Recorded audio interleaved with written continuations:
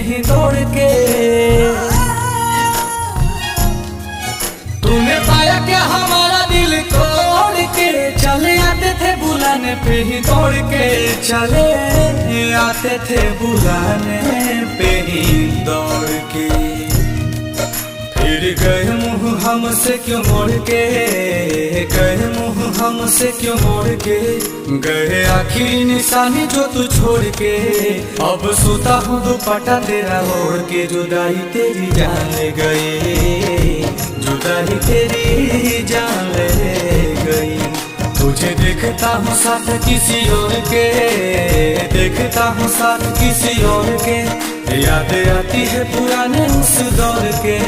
अब सोता हूँ दुपट्टा तेरा ओढ़ के, जुदाई तेरी जान ले गई, जुदाई तेरी जान ले गई।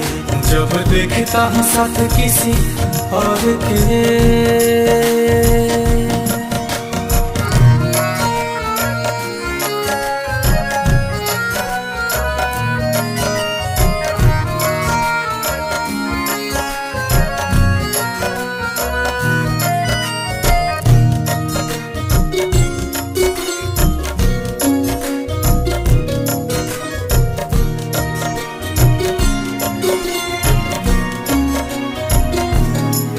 तेरी मेरी पहली वो मुलाकात थी, उस दिन से ही तू मेरे साथ थी।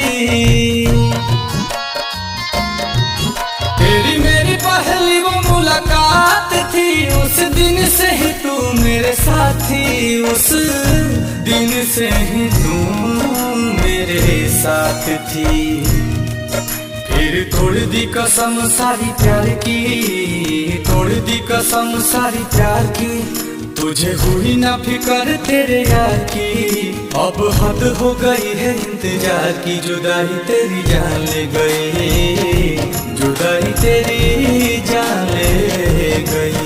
गए आखिरी निशानी जो तू छोड़ के, आखिरी निशानी जो तू छोड़ के, फिर गए क्यों हमसे मुंह मोड़ के। अब सोता हूँ दुपट्टा वही ओढ़ के, जुदाई तेरी जान ले गई, जुदाई तेरी जान ले गई। जब देखता हूँ साथ किसी और के।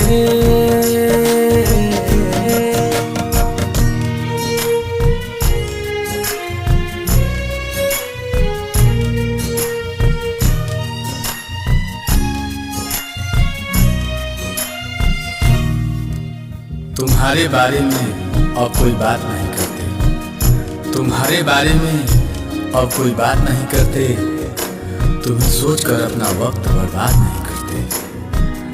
पर जरा सा भी भूला नहीं हूँ तुम्हें, पर जरा सा भी भूला नहीं हूँ तुम्हें। वो अलग बात है कि तुम हमें याद नहीं करते। कैसे भूले वो बिताए साथ लम्हे, मुझे छोड़ने का तुझको ना गम है। ओ कैसे भूले वो बिताए साथ लम्हे, मुझे छोड़ने का तुझको ना गम है, मुझे छोड़ने का तुझको ना गम है। दिया दिल को जो तुमने जख्म है, दिल को जो तुमने जख्म है, नील कमल का टूटा भरम है।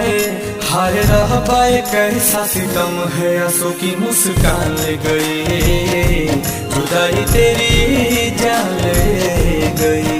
गए आखिरी निशानी जो तू छोड़ के, आखिरी निशानी जो तू छोड़ के, अब सोता हूँ दुपट्टा तेरा उड़ के। चले गए नाता गए से जोड़ के, जुदाई तेरी जान ले गई, जुदाई तेरी जान ले गई। जब देखता हूँ साथ किसी और के।